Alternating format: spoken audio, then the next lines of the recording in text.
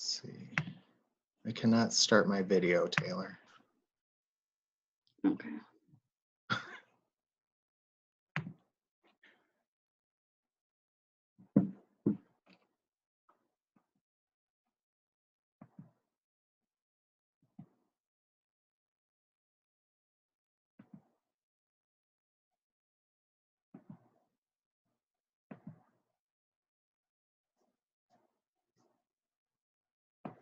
You are now the host, so you should be able to. Oh. All right. Can you see me? Mm-hmm. All right, perfect. All right, we are good to go. All right, sounds good. Let's see, looks like we have 56 people right now. All right, good afternoon, everybody. Great to see, well, all these names here today. Let's see, my name's Tony Trost. I'm an organ recovery specialist for Henry Ford Hospital in Detroit, Michigan, and I'm also a consultant with Essential Pharmaceuticals. This is not a webinar today that is about custodial HTK or preservation solutions per se, but we decided to get all the OPOs and transplant centers together, as many as we could, so that we could have a webinar because there are no conferences this year and everybody can always use a few extra CPTC credits. So thanks to Gift of Life Michigan for providing those credits for everyone today. So if you guys registered appropriately, at the end, you will be prompted to, I think it's complete an evaluation, and then you'll be submitted those credits.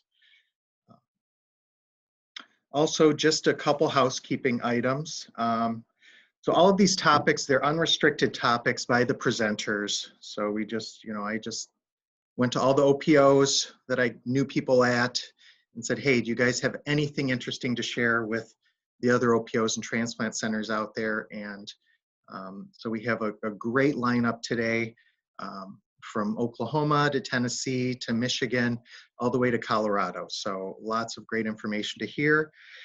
The presentations are going to be about 20 to 25 minutes. Afterwards, we'll do about 5 to 10 minutes worth of questions and answers. If you do have a question, we encourage you to type it in the Q&A box that's at the bottom of the screen. And at the end of the presentation, we'll go through those and we will go ahead and do the Q&A with the speaker. I think that is about it. So I'm not going to waste any time here. So our first presenter, actually I used to work with at Gift of Life Michigan, who is now Vice President of Clinical Operations at LifeShare of Oklahoma. This is Clint Hostetler. And Clint, why don't you go ahead and take it away?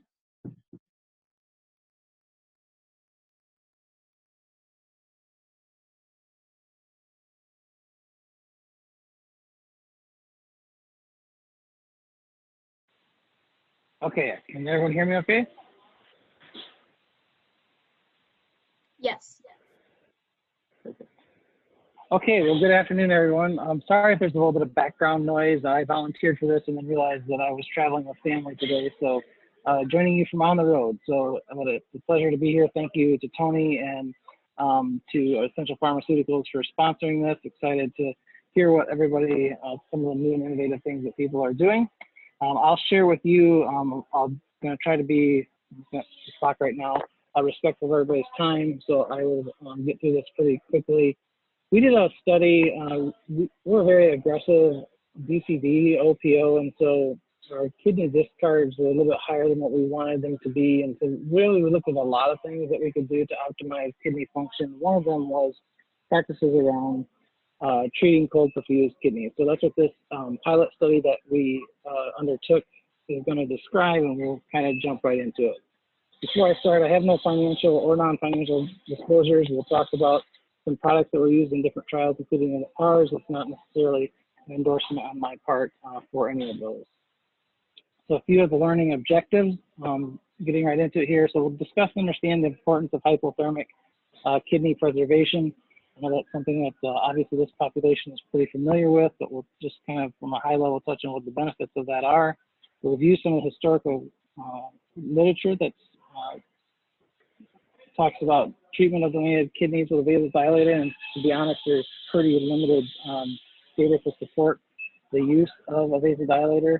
We'll discuss the potential benefits of adding perfusate additives, and then we'll review our single opioid pilot study, and then discuss at the end some of the implications and opportunities for future research, and then I'll answer any questions that you might have. So jumping right in, this is the system that we use. Obviously, there's a couple different platforms. We use the ORS kidney pump, and it provides cold pulsatile perfusion of the kidneys to maintain the organ while it's ex situ prior to transplantation. There's really three things that pump when you're looking at the pump itself and what the performance measurements are. It's the pressure, which is usually set as a default, but you can change that. The user can manipulate that. The flow, that's obviously the flow, how fast the preservation solution is flowing through the kidney. And then really one of the biggest things that transplant centers will pay attention to, and also as OPO staff as we're evaluating the function, is the resistance, because the resistance is really a measure that can't necessarily be manipulated. You know, if you just tell me you want the flow higher, well, I can turn the pressure up and make the flow higher. But the resistance being a measurement of the flow divided by, and I put a little example down there, the pressure divided by the flow, it gives you a real true number of what the vascular resistance of that organ that's on that pump is.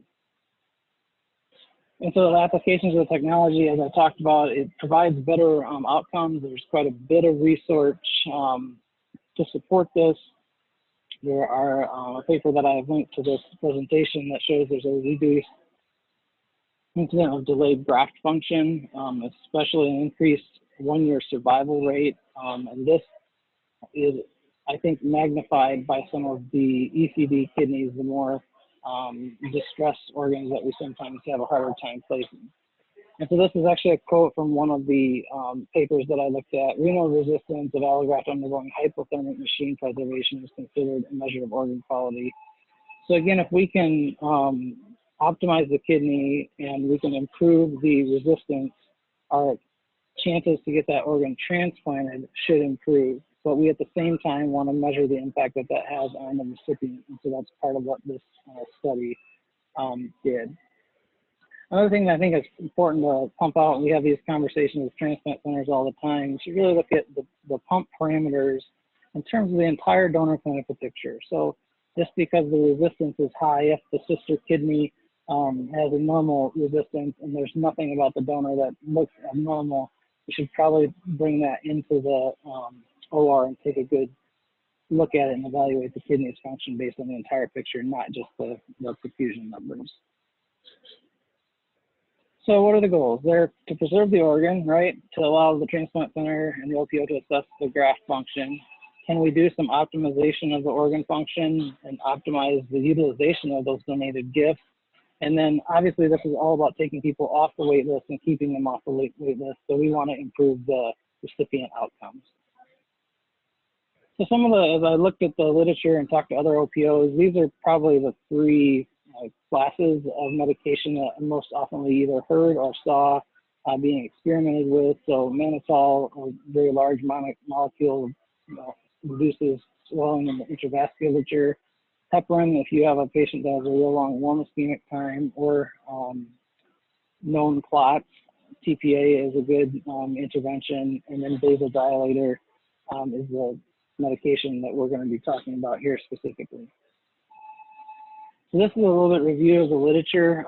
There is a lot of literature. I'm just going to touch on two that I think speak. This first one speaks to the treatment of a recipient using a vasodilator, verapamil specifically. So in this study, they administered intraoperatively IV 10 milligrams into the renal artery prior to transplant.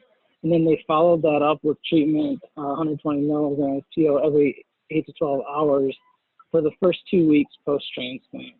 Their measured outcomes they looked at were the renal parenchymal diastolic blood flow. So they did flow studies of the kidneys after they were transplanted, and they looked at early graft function. The verapamil group had a higher GFR at day 7, and they also had an improved 1-year graft survival. So we can see that there is a potential benefit to the recipients that received the verapamil treatment.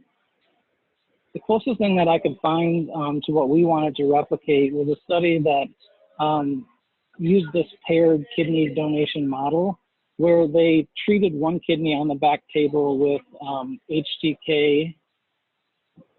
Thank you, Essential Pharmaceuticals, for the plug there. HTK with 5 milligrams of verapamil prior to implant, and the other one just had a 1 liter flush with HTK. So again, this is a pretty small study, but 23 pairs, 46 kidneys. One of the measurements that they were measuring was intraoperative hypotension, because obviously if you have a vasodilator, there is the potential that that could cause complications intraoperatively. They saw a slight graft improvement, but not statistically significant at 6 months. And then the treated kidneys also had a better creatinine clearance at 6 months, but it was not statistically significant. So again, verapamil is the medication that we have historically used at LifeShare of Oklahoma. And so this is just a little bit about the chemistry of that. The primary use of that is to treat blood pressure. And there's kind of listed here what the mechanism of action is. It's a calcium channel blocker. So when you block the calcium channels, one of the effects of that is to relax the systemic arteries, which causes vasodilation, and in our case that we're studying should see a result in decreasing the vascular resistance. So the potential benefits of a perfusate are probably obvious, but they theoretically at least should cause vasodilation and reduce that resistance. So as I already said, we had a standard of practice of including verapamil in the treatment of our pumped kidneys, and we pumped quite a few of our kidneys. About 70% of all kidneys that are OPO are pumped. So we decided we wanted to design a paired kidney study. We took that to our medical advisory board, and they approved it with a caveat. And that caveat was if we saw something that said that our current standard of practice was better than preservation solution alone, then we would stop the study and pivot in a different direction. So our goal initially was to perform this pilot study of 30 paired donors, so about 60 kidneys was our target. You'll see that we actually went quite a bit over that in the end. So after approval, our study actually started the 1st of this year and ended on the 5th. I'll call this out a little bit later, but probably the best time to do any kind of study is not during a international health pandemic. But the data shouldn't be too skewed because we're doing the same intervention to both kidneys, but I think all of us that are in transplant realize the effect, especially in February, March, and April, that COVID-19 had on the transplant community. So our hypothesis, we actually used the hypothesis that there would not be a statistically significant difference in graft function, and that there wouldn't be a statistically significant difference between kidneys pumped with solution alone versus those that had verapamil added. Our inclusion criteria were pretty simple. They had to be over the age of 18 years old. Both kidneys had to be pumped, and they had to be on the pump for a minimum of 4 hours to be included in our data set and the study. And then the authorizing party had to consent for research, or they have to be a first person authorization, which in the state of Oklahoma covers research. The outcomes that we wanted to measure were, again, this is a pretty short time period, so we're looking at early indicators of delayed graft function, dialysis in the first 3, discharge creatinine. We calculated the creatinine clearance, and then recipient survival, which there was no difference in recipient survival. The pump numbers, we looked at the initial, so really 3 time points. The initial when we put them on the pump, what was it at 2 hours, and what was it at 4 hours? And we measured the resistance and the flow. And then lastly, but not insignificant, was the transplant rate between the 2 groups. So the trial protocol, we randomized the kidney to left or right, and we controlled that by switching monthly which kidneys we were treating, so that in the end we had close to the same amount in both of those arms. Our surgical recovery coordinators documented which kidney received the treatment, and then they documented the additives and stuff in our EMR. So all the kidneys were pumped per an algorithm, which I think I have a picture of here in a minute. And we then did the follow-up using the UNOS tie-dye report. And again, as I said earlier, we rotated the laterality monthly. So here's a picture of the treatment and the control protocols. You can see on the left, the kidney gets mannitol initially. There's some monitoring of it and adjustments of pressure. If it doesn't hit our target flow rate, then we jump over to the rest of the medication algorithm. So the kidney can get up to potentially 10 milligrams of verapamil in the end. The control side, we're just adjusting the pressure to reach a flow target, and no medication is administered. And so here's a little snapshot of our study donor data. 48 of the kidneys were actually DCDs, 40 were from brain dead donors. And then you can see the breakdown of KDPIs. A lot of these were high KDPIs, over 85. In fact, quite a few of them were over the 90, 95. Between that and the mid group accounted for most of the kidneys. So the number that we recovered were essentially the same in both. There was a slight difference between left and right, but nothing that's statistically significant. Here's our pump data. I'm sorry that these graphs are a little bit probably small for you to see, but what we found was there was actually a slight difference between the two groups, especially as time progressed. And so what we will talk about a little bit later is probably want to follow that out farther at another time point if possible. But the verapamil kidneys, you can see there, the resistance started at 0.96 and ended at 0.21, and the KPS group alone started at 0.76 and ended at 0.24. So there was about a 68% change versus a 78%, so a greater drop in overall resistance for the verapamil group. The recipient data, the organs transplanted was higher in the verapamil group over the untreated group, and I'll talk about this at the end. That was actually what led our medical advisory board to recommend that we move back to our current practice. The transplant rate being 63% for one group and 54% for the control group. The median age are listed there.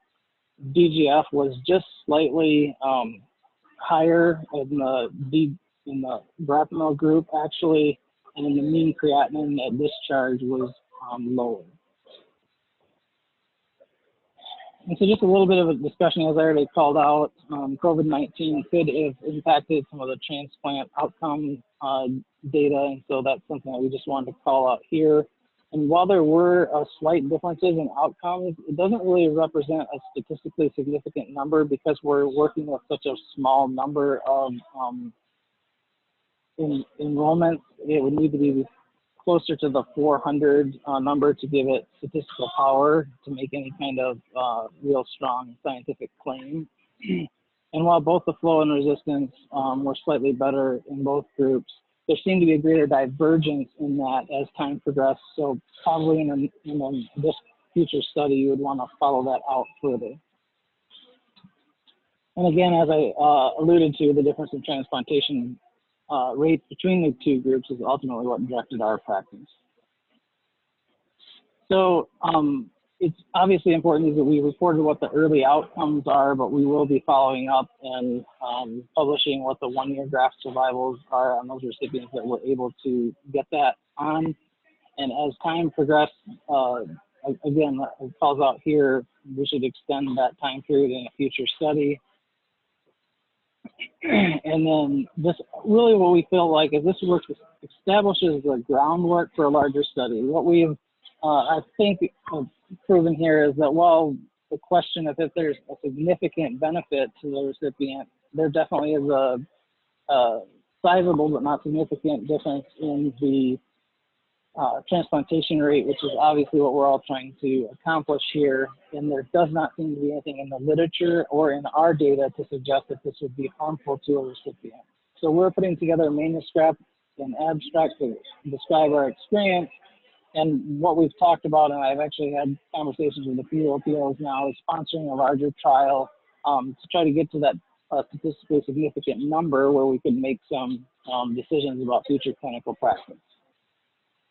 These are references, and then lastly, I just want to say a big thank you to the team. Ginger Garcia, who is our manager of clinical services, was instrumental in this study, as well as Allison Boyer, who is our manager of clinical information services. And she was really the one that did a lot of the data crunching and putting the numbers together and helping us design the study. So thank you to both of them. And with that, there's my email address. If you have any questions, please don't hesitate to reach out to me. And if there are any questions, I would be happy to field those. And it looks like we're right at 20 minutes, so I will stop there. Oh, great job, Clint. That was like really, really nice. This is actually the one that I've been looking forward to the entire time. So no offense to the other panelists, but I know at Henry Ford we've been looking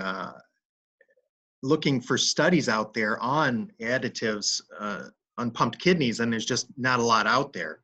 So I guess let's go to the Q&A right now. So this is from Dr. Rudich, who is at the Gift of Life Donor Program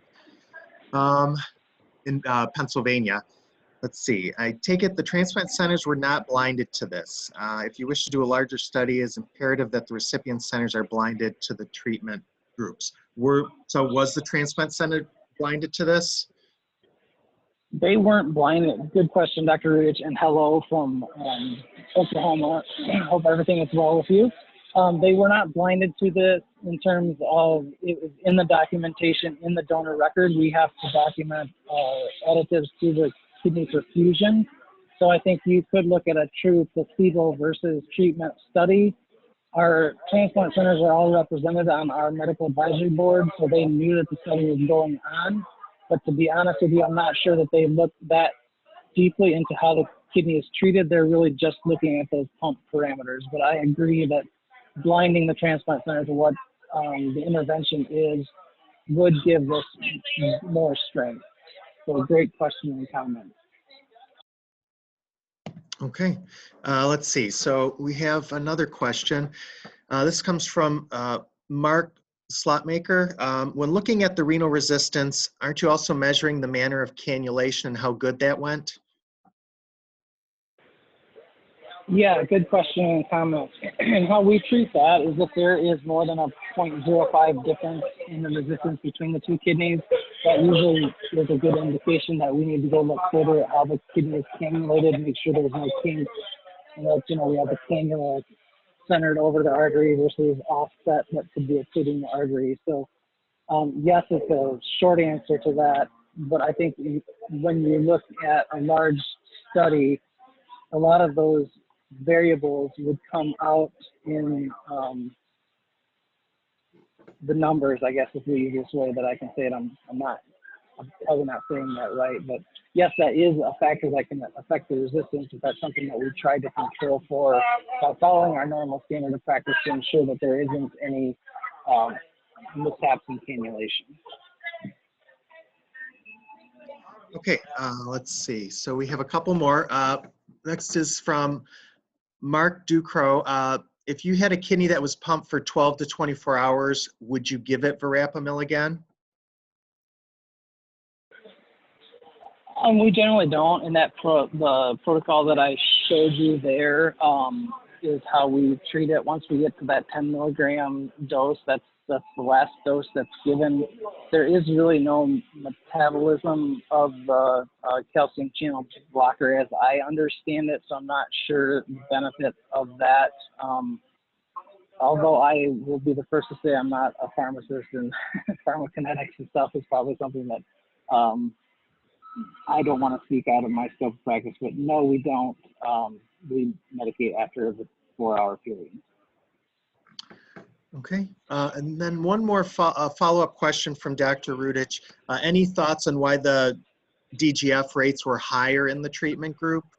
I would argue that DGF costs transplant centers more money than many other post-op transplant problems.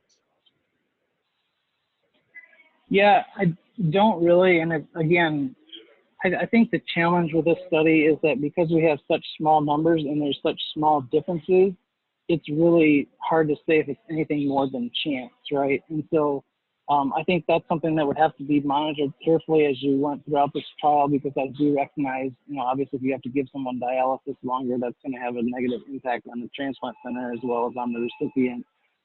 Some might argue that if you could have an 8 to 10% increase in organs transplanted, that probably is the better thing to do for the system as a whole, even if you have to have, if you have a higher incidence of delayed graft function, as long as your graft survival at 6 months and a year is at least as good or better.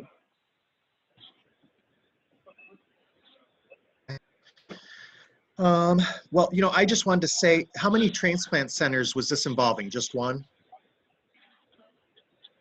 So I don't know the number off the top of my head, Tony, but it's far more than one. So all of the kidneys in our DSA that we recovered that met the criteria were included in the study, and the kidneys went where the kidneys went by the way they were allocated.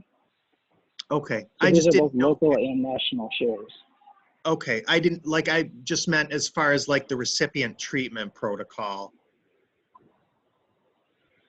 Because you talked about treating the recipient. In the study, that's a single transplant center study. Okay. All right. I was just curious. Because that just shows, that's a great collaboration between the OPO and the transplant. That's how it should work. So I think that kudos to you guys. And it looks like we have time for one more question. This is from an anonymous attendee, did you take into account any comorbidities of the donor in this study? Indirectly, you do when you do a paired kidney donor study, because you're looking at both kidneys and comparing them against each other. So while we looked at some of the attributes of the individual donor, we didn't have any attributes like hypertension that we had more in one group than the other, because each group had a kidney from the donor. So in that way, you're kind of controlling for those variables. Okay. Well, I thank you very much. One more question. Any variation in total ischemic time considered? Yeah, I guess I'd apply the same answer to that. That wasn't a scope of the study or part of the study. So all ischemic times were entered, and obviously if a donor had a 42-minute warm ischemic time, it was for both kidneys, not one or the other. So that impacts both kidneys and both arms the same. Okay. All right. Well, I think that is it. Thank you again for taking the time away from your family, and we appreciate it. Thanks, Clint. Thank you, Tony, and thank you, everyone. All right. Okay, so up next, we have, all right, let me just get to where I'm going here. All right, we have Joni and Paul from Gift of Life, Michigan. Let's see, Joni was a CST at Covenant Healthcare for 2 years, worked all specialties. She never just wanted to be tied down to one or two specialties. Trauma was always her favorite. After 2 years, her manager asked if she would become a first assist. She moved to a different campus and she learned to assist in robotics. Covenant covered all of her schooling. She stayed with that program until she was hired at Gift of Life, Michigan, where assisting is definitely her passion because they have the designated surgical center there. But she really enjoys teaching anything while in the OR. And Paul is a little bit newer to Gift of Life, Michigan. He came from Life Connection of Ohio down in Toledo. Prior to that, he was at St. Vincent Mercy Hospital, and he just, his background is mostly, looks like OR, Paul, certified surgical tech, and now certified transplant preservationalist with Gift of Life. So I will not waste any time. I'll let you guys take it away. And thank you. No problem. Just want to double check that the screen and my audio is all good, Tony. Yes, we can hear you and see you. All right, excellent. So Joni and I did this initiative. The goal of this project, if I can get it to the next slide.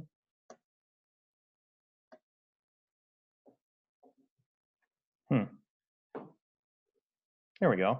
All right. So the ongoing objective of our project is to train all of our OPO perfusion staff to perform the role of a surgical technologist in the efforts to meet the needs of each procurement. And so this is because we have our dedicated surgical center. So we want to pursue equal abilities among all of our perfusion staff for growth and engagement within the department, while also contributing to our core values of determined, compassionate, and professional. So the reason we did this project is to expand on our department's apples to apples approach to the staffing model. And the goal of the apples to apples is for everyone in the department to be able to function in their position without any restrictions. So if someone's not able to perform a task or skill, we want to teach it to them in order to have a greater effect in the department overall. This not only benefits our employees' personal growth, but also the departmental growth and engagement. So with a more equal skill set among all staff, it helps to prevent an us versus them mentality from developing. And then also finally, if everyone's able to be fully trained, and if the resources are available for their growth, they will excel as a department. And then also, we want to decrease any barriers to moving forward with donation at the Gift of Life Surgical Center. So if all of our perfusion staff are able to scrub a case, it will decrease any conflicts as far as OR times and things of that nature. So what Joni and I did is we created an 11-week course, with varying didactics of anatomy, OR setup and flow that was specific to the Gift of Life Surgical Center, different written tests and quizzes, covering anatomy and things of that nature. And of course, taught the students how to scrub for organ donation specifically, which helped the course timeline. Helped us narrow it down to 11 weeks because we weren't teaching them, robotics and things of that nature that you would be exposed to through scrub tech school. And then the other basics of gowning and gloving, and of course how to properly pass instruments, and they had to memorize all the instruments and cover that through quizzes and hands-on tests. So our teaching methods, we used gross anatomy textbooks and surgical technology textbooks to put together our diagrams and written tests. But the teaching for this is just very heavily relies on hands-on in-person lessons and teaching. Through mock ORs, the instrumentation quizzes I mentioned, and then we also came up with a final exam, both written, but also consisting of a timed OR setup. So we started this in the midst of COVID-19, or just before things started to get shut down. So it did affect our timeline a little bit. And how we overcame that is we did a lot of our initial meetings through Microsoft Teams and covered the PowerPoints and what we could through Teams to avoid unnecessary in-person meetings. When it got to the portion where we just simply had to be in the OR, we practice all of our safety procedures, and our building has a temperature check and all the things that we had to do in order to meet in person safely. And I think if I remember right, we actually completed it, even with the COVID-19 challenges, in less than the 11 weeks that we initially had planned out. And this was due to the experience of our students. It was our coworkers, Josh and Nick, who have two and 5 years experience in the field of perfusion. So they weren't completely new to the OR and things of that nature, which definitely helped in the learning process. So once we were, our students had successfully graduated our didactics portion, they were ready for real cases with our recovery surgeons. So at our surgical center, we currently only do brain dead cases. So that was the only cases they have scrubbing exposure to at this point. And just to start them out, we wanted to specifically have them with our local recovery surgeon, Dr. West. And then for ongoing guidance, we didn't just say, here's an OR with Dr. West.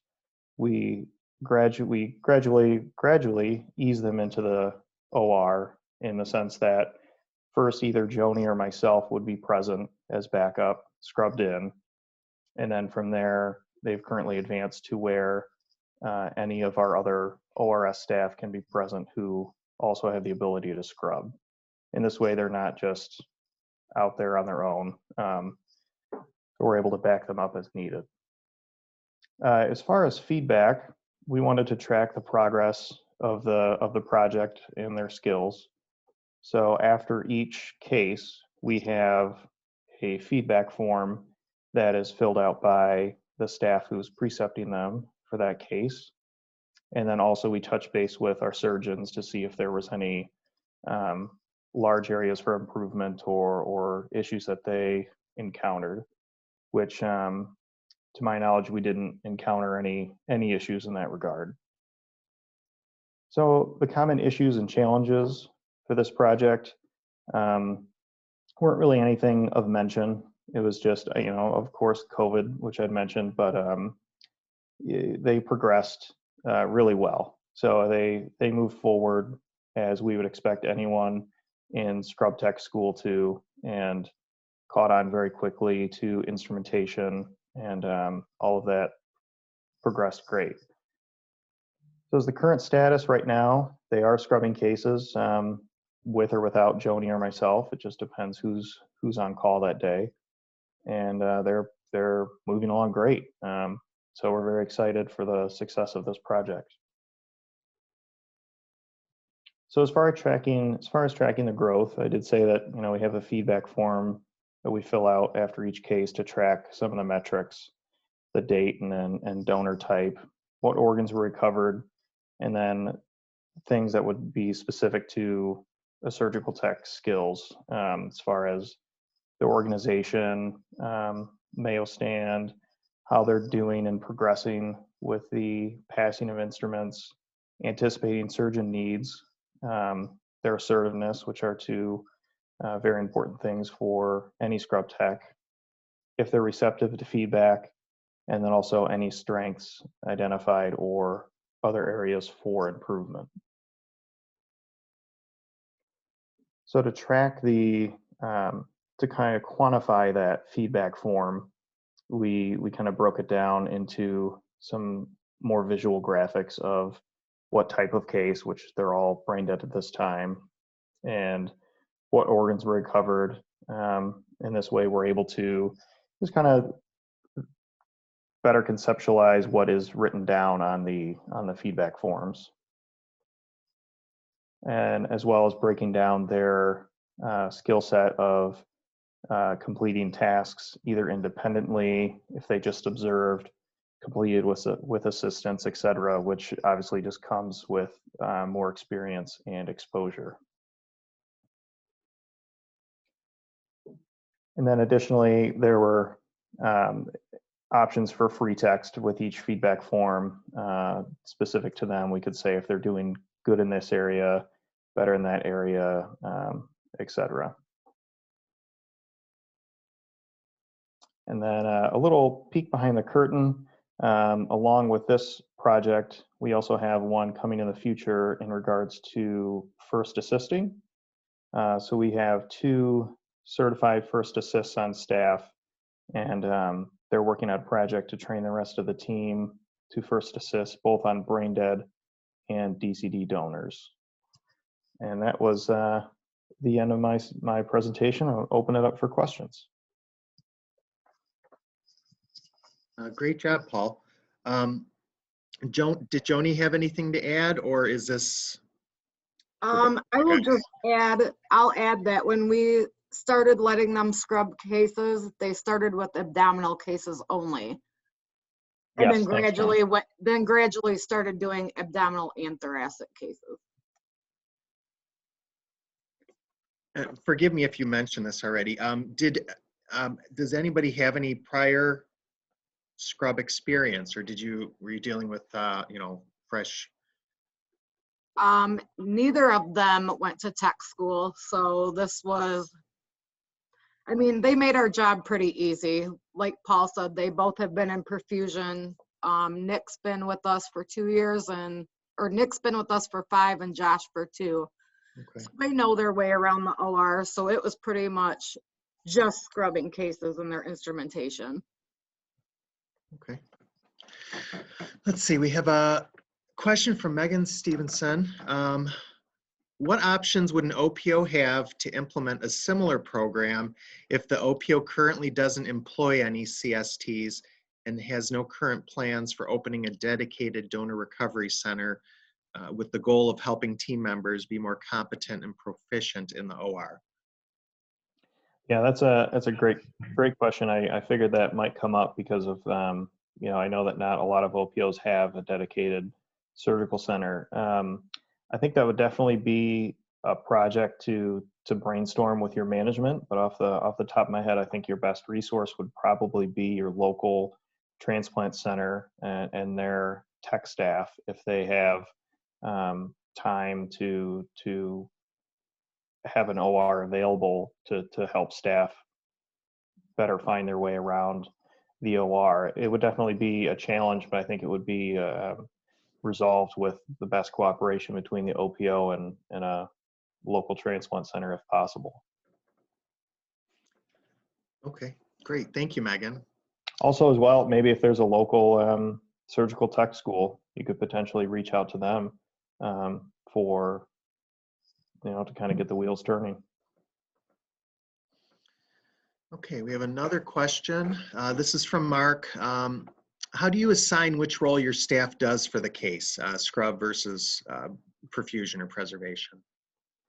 So our staff is dispatched based on hours and skill set. However, for Nick and Josh, if they were on that day, we would tailor it to them being pushed to the scrub tech role during their on-call days if the opportunity presented itself. That way they could gain as much experience as quickly as possible, as well as Joni and I being available even on our off-call days to come in and assist them when possible. Okay. Very good. All right, this next one comes from Tori Neal. Can you explain the difference in skill set between your CST and CSFA? Joni, if you don't mind, I think that might be a best question for you because you do have the certified first assist. Sure, I'll answer this one. So as a CST, you're setting up your sterile field, passing instruments, suture, staplers, etc. As a first assist, you're standing on the other side of the surgeon, actually using the bovie, suturing, tying, closing the donor, which are also our techs do too, but it's a different skill set. And like Paul said, we actually have a assist project in the works. So when we're dispatched out now, we'll all be, dispatched for assist or to scrub the cases or kidney perfusion or flyouts. So it'll make everybody's life a little bit easier and a little better to follow since we get paged out by our hours for that day. So I think it'll be more fair to all of us. Okay. Let's see, we have another question from Aubrey Hoskins. Oh, hi, Aubrey. Was this 11-week training course only on current call days for the perfusionists, or did this add extra days to work in order to complete training in that time frame? So you want to talk, Paul? You can. Oh, you could back me up as well. But if I forget anything, let me know. But what we did is we looked at all four of our schedules and did our best to come in when we were all on call. However, some of the days did roll over into times when, you know, maybe one of the four of us weren't on call, and that was, you know, we rolled with it, and the person who wasn't on call was fine coming in for that day, and it didn't affect anything in regards to overtime and things of that aspect. So it was definitely a team approach. We didn't have to strong arm any four of us to doing our part to make this a successful project. I don't know if I left anything off, Joni, to answer that question. No, I think that's good. Okay, let's see. We have another one from Salitha Balu. Did you find that some staff may have felt this program would be able to be successful due to team members not being surgical technologists? Read the question again. Did you find that some staff may have felt this program would be able to be successful due to team members not being surgical technologists? Probably I set in their ways, I would assume. Yeah, I think she means, did we feel that some staff members felt that this program wouldn't work because these two guys never went through tech school? And yes, we had a lot of feedback that, you know, they should have to go to tech school. They'll never be able to scrub. I also had my doubts, but like I said before, they made our job very easy. They were willing to learn and put hard work in, and they did a really great job and continue to do so. So I think we proved the people that thought that it couldn't be done, we proved them wrong, which makes me feel good. And I know it makes Paul feel good because we did a good job. All right. Well, I think that is it for Q&As. Oh, wait, one more. How did management handle this type of project from an anonymous attendee?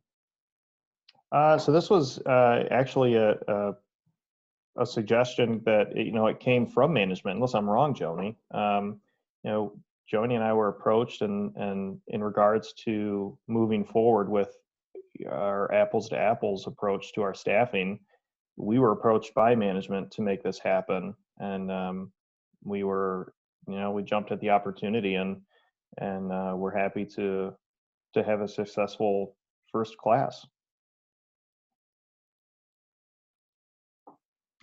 Well, that is very good. And as being one of the organ recovery specialists that does come into the OR there at Gift of Life, Michigan, I think it's worked fantastically. Like there hasn't really, nobody's missed a step. So kudos to you guys. And one more question before we switch. Would you be willing to share your training materials? Yeah, I don't think that would be an issue. I'd have to reach out to my manager about how we would go about that. But if you're able to, Tony, I'm not sure the best way because my screen is the way it is to reach out to exchange emails. We would do our best to share that. And I also wanted to ask Joni if there was any specific surgeon feedback that you had, because I don't think anyone really could tell that they were, you know, as inexperienced as they were. So when I was in cases with either one of them and they were scrubbing it, and it was an out-of-state team that I didn't know, I would warn them that they are very new and that they haven't scrubbed a lot of cases. So they were all pretty receptive to that and willing to help out. Our local surgeons, like our Henry Ford surgeons and our U of M surgeons that we work with continuously, I always reach out to them, usually the next day, and ask them, hey, how do you think they did? And most of them say that they did well. They could tell that they're pretty green, but I think after they do so many cases, it will get better. But they didn't have any major complaints or really any feedback, just that they could tell they were green. Okay. And there's nothing wrong with that, right? That's how you learn. That's right. We all started somewhere. So on the evaluation that everybody's going to receive, we will include the email addresses of all our presenters. So in case somebody has a question or wants to follow up, you can reach out to the presenter for any additional information. Okay, so up next, let's see, we're going to have Jamie Lockwood from Tennessee Donor Services. I asked Jamie to send me her CV or resume this morning, and she is a busy person. Like, I don't even know where to start here. Lots of organ preservation, trainer, preceptor. Gosh, you're everything. But you love the OR. That's quite obvious, right? Definitely. And research, of course. All right, so thank you for doing this, and I will turn things over to you now. Okay, can everyone hear me okay? Yep. Okay. And this is my first time screen sharing, so can everyone see my PowerPoint okay? Yes, we can see it. Okay, perfect. So today, I'm going to be walking you through taking a look at the effects of pumping on Hep C transmission in kidney transplantation. So this is kind of like a pilot study that we did at Tennessee Donor Services in connection with Vanderbilt University. So first I'm going to walk you through the background of where we're at in the field. So there's obviously been an increase in ESRD population and also the wait times for a kidney transplant. Also the current opioid and drug use epidemic that's going on in the US. The third thing that's going on right now that we're experiencing is this direct acting antiviral success that we've experienced with hepatitis C antivirals. And then lastly, the costs of that treatment course. So as the population of patients with ESRD continues to rise, so does the wait time for patients listed for kidney transplantation. So you can see here from the SRTR annual report, this is the amount of new adult candidates that are added to the kidney transplant waiting list. And although there are some periods where it starts to decrease overall from 2006 to 2018, you can see that it's been at an incline. Also, due to an opioid and drug use epidemic in the US, there's an increasing number of donors that are HCV NAP positive with otherwise good quality characteristics for kidney donation. This first graph takes a look at the number of overdose deaths and overdose death donors. And you can see that throughout it's from 2000 to 2016, and they have increased. But you can also see there at the top of the right-hand top of that first figure, the gap has also decreased. So it looks like we're starting to really take advantage of, utilizing these organs that are out there. The graph in the first figure that's below, it's broken down per organs, and you can see that the kidney transplants for these overdose death donors has really taken off. So that's also encouraging to see. And then the second figure there is the percentage of overdose deaths donors by state. And you can see that from 2000 to 2016, we've really increased in our percentage. More of the states are dark blue. And then below that, they broke it down for age adjusted to get rid of that bias. And then this last one is post-transplant survival by organ. And you can see that they're pretty much all the same when you compare them from an overdose death to a trauma death to a medical death, which is encouraging when we're taking a look at maybe taking advantage of this utilization of the increase in overdose deaths that we've seen. Excuse me. So with the introduction of direct adding antivirals, which I've abbreviated in some of my slides as DAAs, achievement of sustained virologic response at 12 weeks post-treatment can be expected in more than 95% of our patients. which is fantastic. And that's essentially providing a cure with a regimen of daily dosing of oral pills for 8 to 12 weeks, depending on which regimen they go with. So although these results are successful, the cost of these DAAs remain expensive. So it can cost up to $70,000 per treatment course. Prior to the era of DAAs, some centers offered these HCV NAP positive organs to recipients with the rationale of improving the lifespan of these patients by exchanging the risk of death on dialysis with the risk of death from cirrhosis. So during this pre-DAA era, those centers that utilized the pulsatile pump perfusion reported significant lower rates of HCV transmission. So in this current DAA era, where there's an increasing availability of these HCV NAP positive organs, there's also this population of patients that are willing to receive them, considering also the curative DAA therapy and need for medical cost containment. We examined the role of pulsatile pump perfusion in reducing the HCV transmission, and we feel like this warrants investigation. So currently, before we did this study, it was unknown if pulsatile pump perfusion alone and at what perfusate viral load levels can decrease this transmission to the recipient, thus removing the added risks and associated costs of HCV contraction and treatment. So this slide, it just shows you the success of both the 12-week regimen and a 24-week regimen of the DAAs. So I'm just going to explain some of our basic methods. We had 6 donor kidney pairs. 1 kidney from each donor pair was pumped. Perfusate exchanges were performed with correlating viral load testing. HCV viral load measured at 3 days post-op and also at 1 week post-op.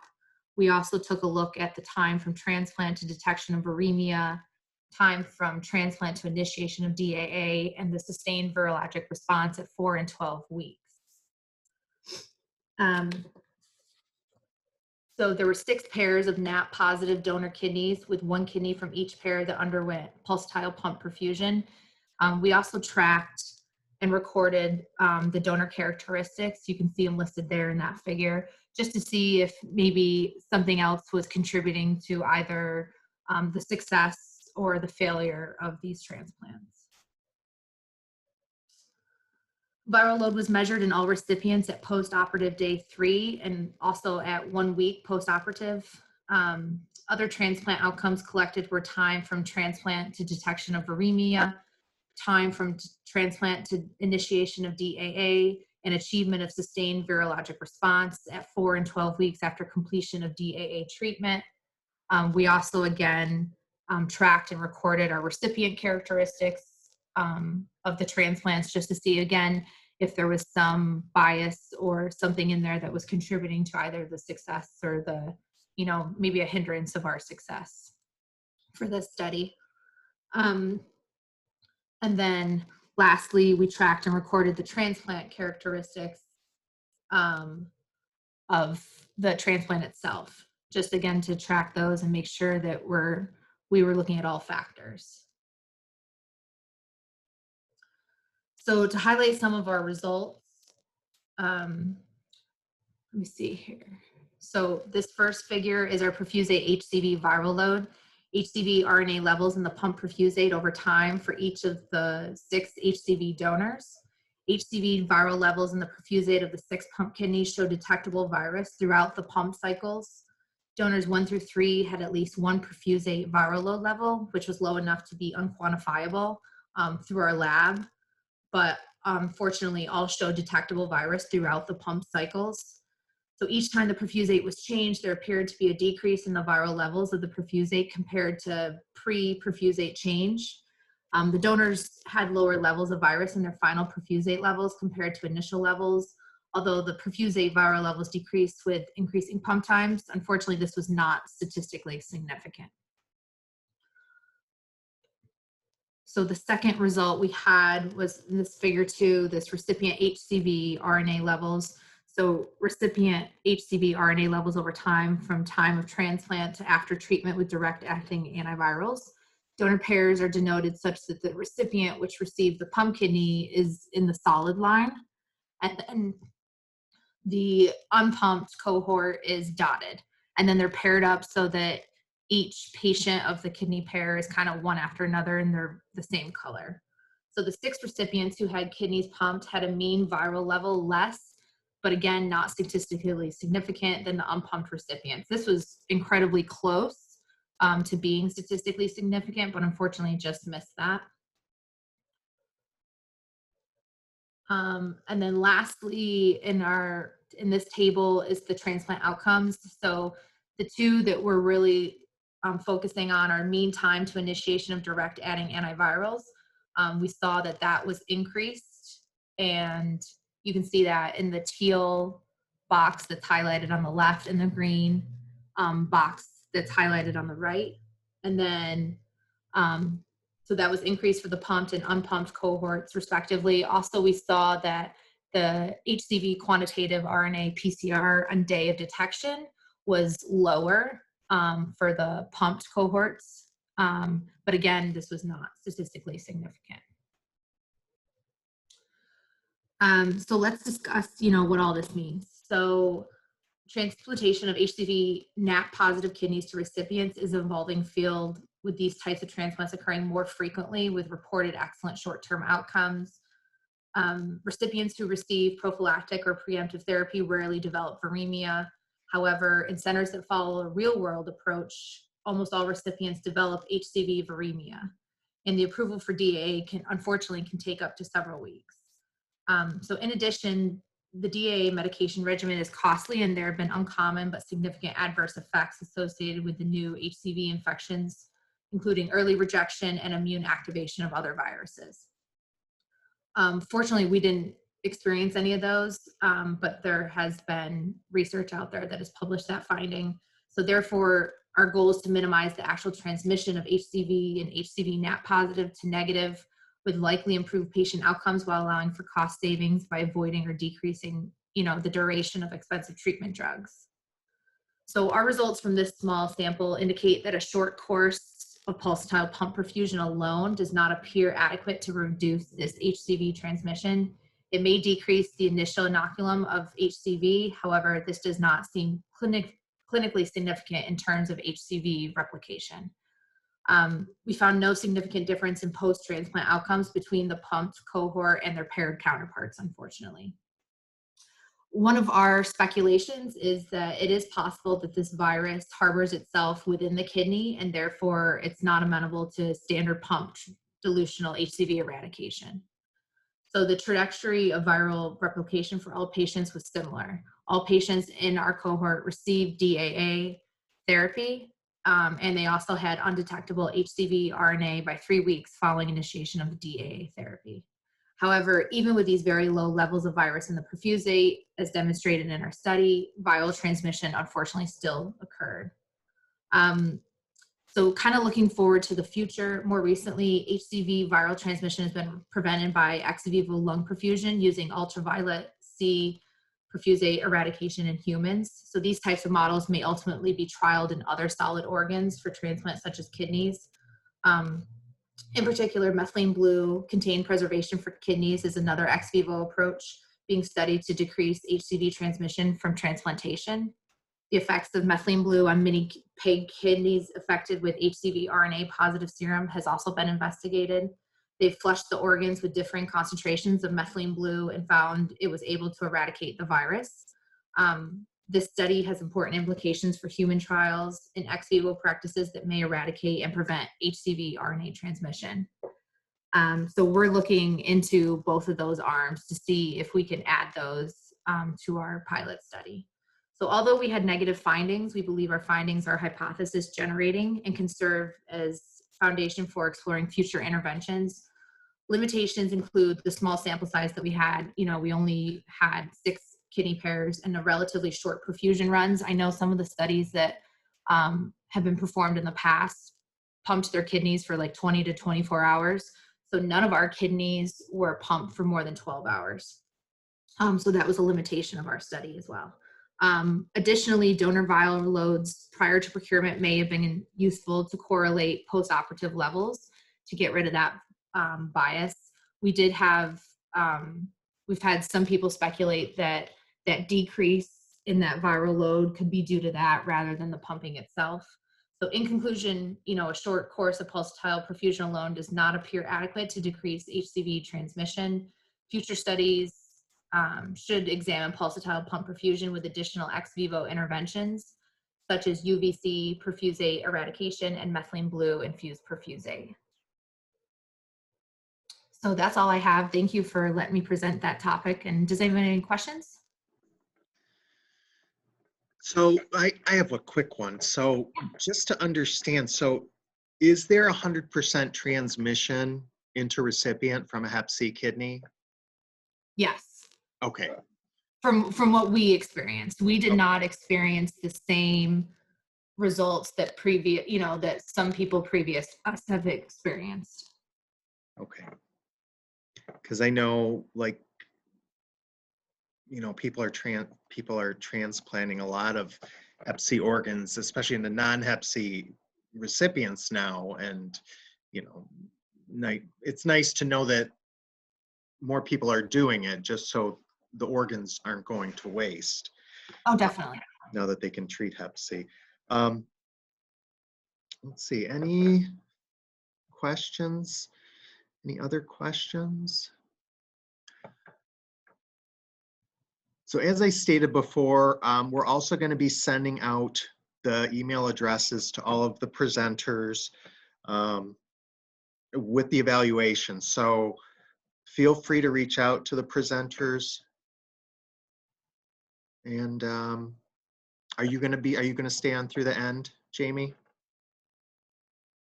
Yes, I'll be here. If anyone has, I know I went through that really fast. No, it was good. Okay, but yeah, no, I'll be here through the end. And my New York came out, and so I started talking fast. That's okay. That's not a problem.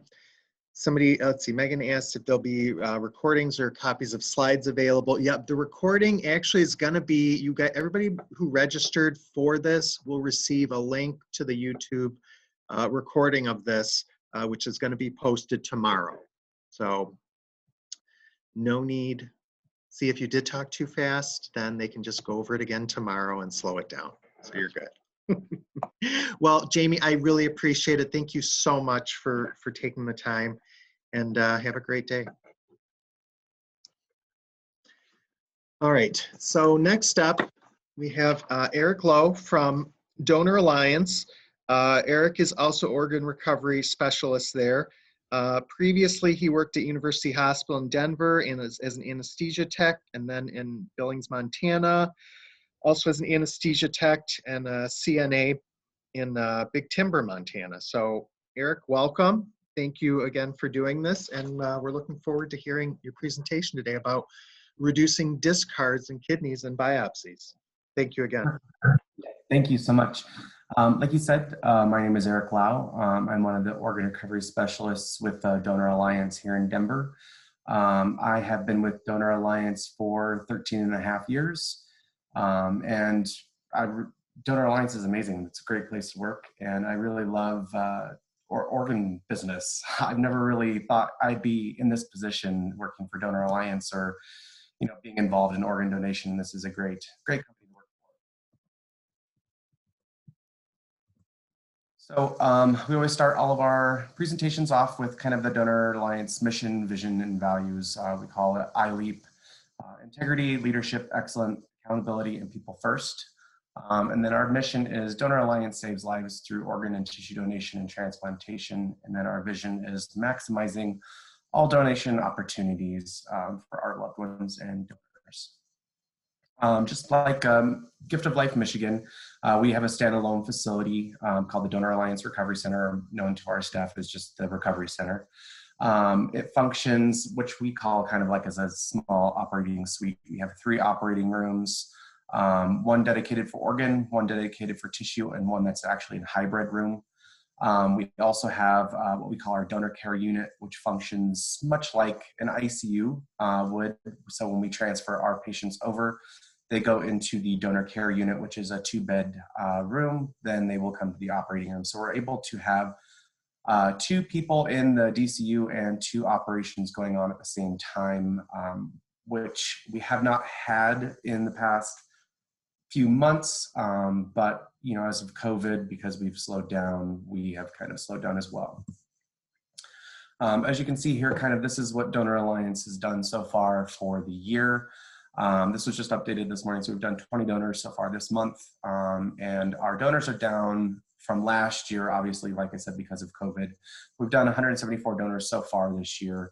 Last year we did, I believe, like 230 donors, so we're a little lower than we were last year, but we're projected to get back up there within the next year. Like I said before, our staff at Donor Alliance, we have advanced practice staff. We're able to do bronchs. We do echoes on all of our donors. We do what we call head of bed. So instead of having anesthesia come into the room for our cases or contracting out CRNAs or anything like that, we use our coordinators to do head of bed. We actually purchased a CT machine that we are CTing our donors as well, trying to see if they are eligible for split livers between University of Colorado and Children's Hospital in Denver. And then our organ recovery specialists are doing the kidney biopsies and cannulation of the kidneys, helping do anatomy. And then we also are scrubbing all of our cases, as well as kind of Gift of Life Michigan. All of our staff currently are able to scrub cases, and it does make it easier, so we're not juggling around OR times for that as well. There are a few of our staff members who are also able to first assist on cases when we have shortages of physicians. So kind of a little bit of a background of why should the OPO be doing the kidney biopsies. We recently, within the last probably year and a half, have had people come out who are recovering liver for us, and then we also have them recover our kidneys for us as well. And while they were doing the kidney biopsies, we've ended up having to discard 4 kidneys because the biopsies were extremely deep, and we were unable to place those kidneys for transplant because of that biopsy. So essentially it'll help for teams that fly in. Anytime that we have teams that are coming in, obviously they're flying in for the liver, and that's a time-sensitive organ. So we are training our staff so that when the kidneys come out, we have them, clean the kidney, do anatomy, and then they can leave right away so that they can get out in a timely manner. So we're cleaning the cuff on the kidneys, we're cannulating the kidneys, and we're doing the biopsies of the kidneys so that they can get over to the pathologist. We have a contract with the University of Colorado Hospital here in Denver that accepts our pathology slides and gives us reads within probably about an hour. We have a faster turnaround for kidney imports. So what this means essentially is the kidneys that we're bringing in from out of state, we are then biopsying these kidneys. And before our staff was having to biopsy these kidneys, we were having to have the physicians come over to our recovery center, biopsy the kidney, and then take it over to pathology over at University of Colorado Hospital. And so now we're having those kidneys delivered straight to our recovery center. And simultaneously, while we're doing the biopsy, we're putting the kidney on the pump as well, and somebody is running that biopsy over to the pathologist. And then another big reason is building employee engagement within the OPO. I think that obviously sometimes in our positions we need more stuff to do, and after we've been here for like me 13 and a half years, you're always trying to find things to move you within the company or new things to do. I know that for me, it's a lack of being bored, that I just need something else to do. And so taking that initiative and being more involved within the OPO, I think, is a great big thing for us at Donor Alliance. So how did we essentially train to do these biopsies? One of my coworkers and I started kind of around the same time, and we had the privilege of going out to New York and working with their OPO and working with Yuri Yushkov many, many years ago. He's no longer there, but he is the one that took us in, and for 2 weeks straight, we were doing nothing but biopsying kidneys and pumping kidneys and learning how to clean the cuff and divide kidneys and do anatomy. Unfortunately, they're no longer allowing people to come out and train with them, and Yuri is no longer there. So we then moved on to Steve Kelly. He was an organ surgery specialist at Donor Alliance at the time. He was essentially grandfathered in to do recoveries. He was much kind of like, I know people know Les Olson a lot on the West Coast. He is the one that taught us all how to first assist and do kidney biopsies as well. And we still do have a contract with him that he will come back. He is retired now. He does come back and train our staff to do a kind of advanced practice stuff. We also have University of Colorado Hospital here, and we have first and second year fellows that funnel through there. And so we are constantly working really close with them on, helping us and teach us. And then we're also, helping them and teach them as well once they come into as fellows. And then we also are doing wet labs at Donor Alliance. So any kidneys essentially that are going to be discarded that we have research consent for, we put them in our biofridge and send an email out to the staff that would like to train. And then one of our advanced practice coordinators will come in and work with them to make sure that they are proficient in, cleaning kidneys, cannulating kidneys, and doing biopsies. So essentially, from our perspective of what we're looking for, what makes a good kidney is a glomerular count over 40 observed. So it's a really big thing to talk about with our pathologists that, when we tell them that a good count over 40 observed is good, that doesn't mean that they need to stop counting at 40. We need them to do a correct count of how many glomeruli they observe on every single case, no matter what. Here in Denver, we are also looking for glomerulosclerosis of about 15% or less. We are aggressive, but we're not as aggressive as a lot of the centers on the East Coast are when it comes to glomerulosclerosis and what we'll take is for transplant. Making sure that you only get renal cortex when you're doing your biopsy, making sure that you're not too deep. The last thing you want to do is get too deep, and essentially once you put that kidney on the pump, you're getting some false reading. It's because the kidney is pumping out through that biopsy site that you have taken. The two different kinds of biopsies that we do here in Colorado, we do more of a core biopsy on the right and left lobe for liver biopsies. Which also our staff do at the bedside. We do not do in situ biopsies on the liver at this time. We mainly do our wedge biopsies of the kidneys on the back table. The other thing to take note here is to take the biopsy from the superior pole and not the anterior pole. So a good way to know where that superior pole is when you hold the kidney upright in your hand. If the ureter is hanging down to the bottom and it's coming from more of the lower pole of that kidney, you know that your superior pole is in the top part of your hand there. This is one of our pathology reports that we send over to the pathologist with our biopsy. It just kind of gives a little bit of a breakdown of like who to call, where you're at, and then glomeruli observed, sclerosed, and then gives also a big rundown of like fibrin and ATN and infiltrates and atrophy, anything like that that they might have on that kidney that is noted on this biopsy form. And then this kind of shows a kidney that got a little too far down into the renal papillae. So you can see kind of here on the diagram, I have my arrow at 1 right there. And so that's the renal capsule essentially. So when you are cleaning the fat off of a kidney, I know a long time ago when they were doing kidney transplants, they used to completely remove the renal capsule on kidneys. And now essentially they were doing that because they knew that the swelling and then the capsule would hold that swelling in, so they would remove that capsule, and they have found that that is not effective to do anymore. So in diagram 2 here, you're looking at the renal cortex. So essentially when you're doing a kidney biopsy, that's the main portion of the biopsy that they're wanting to get into. So when you're taking your wedge, what I do with my scalpel is I go straight down into the kidney with an 11 blade, and then I come at an angle at it through the other side and try to make that wedge. And then as you're doing that, you can use your forceps to kind of pick up on that biopsy site and also just kind of try to clean it up on both sides so you do have a perfect wedge.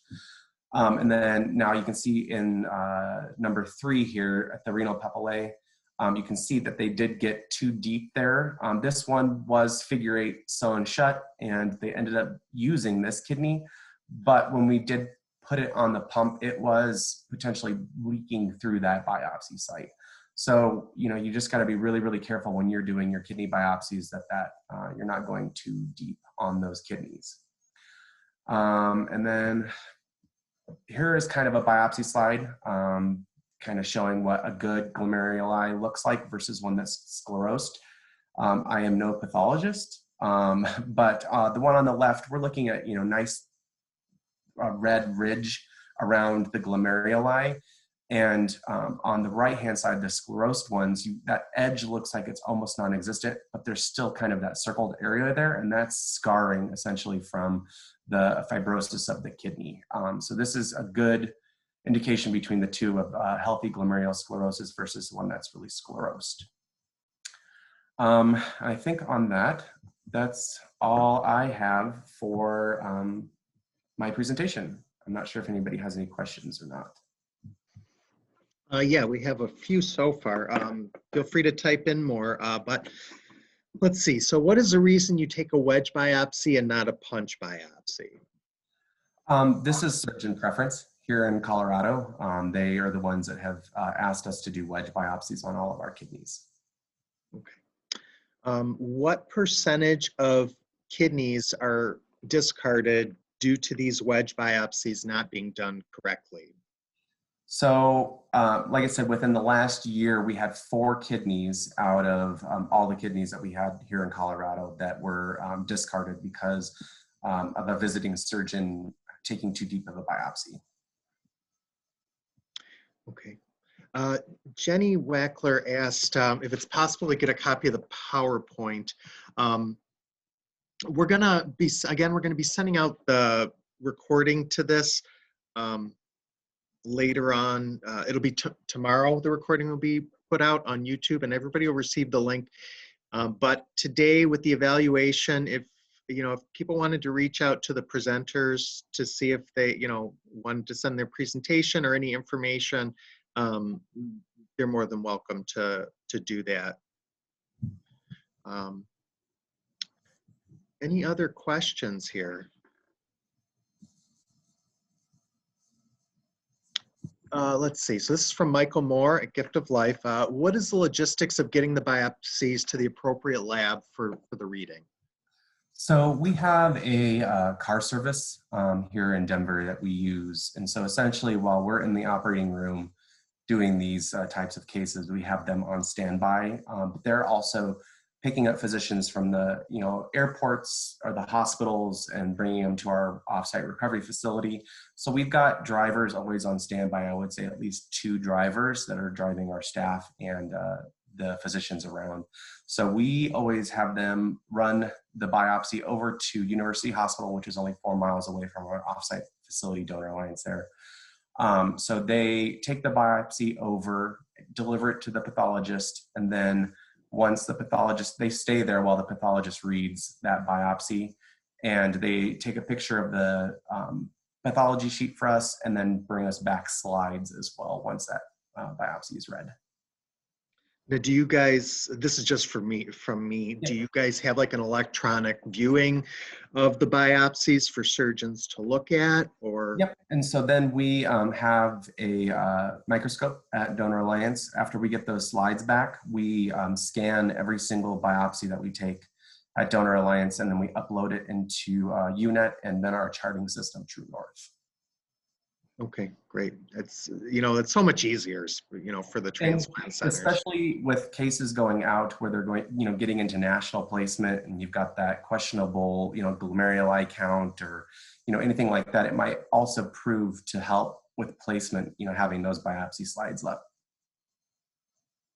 Okay, let's see. We have another one here. What is your biopsy criteria, and do you honor transplant center requests for biopsies that don't meet that criteria? We don't really have a criteria here in Denver. Essentially, we are under the rule if a physician believes that it needs to be biopsied, we're going to biopsy it. Well, that is a very good answer. And I know it doesn't work for everybody because I know that's how all the ELPOs work. We have a center here in town that will biopsy kidneys in the 20s, and with no inclination as to why they want to biopsy. It's just part of their protocol is to getting kidneys. Yeah. Well, you know, you got to do what they want, right? Yeah, and from our philosophy, it's like none of us are physicians, and if they feel like they really need a biopsy of a kidney, then we're going to biopsy it for them. Well, good. Good for you. All right. Having not seen any more questions, I think that's probably it. Well, thank you very much, Eric. We appreciate Yes, it. absolutely. All right. So that brings us to the end. So again, everybody, probably within the next 5 to 10 minutes after the webinar. Oh, I tried starting my video. It's okay.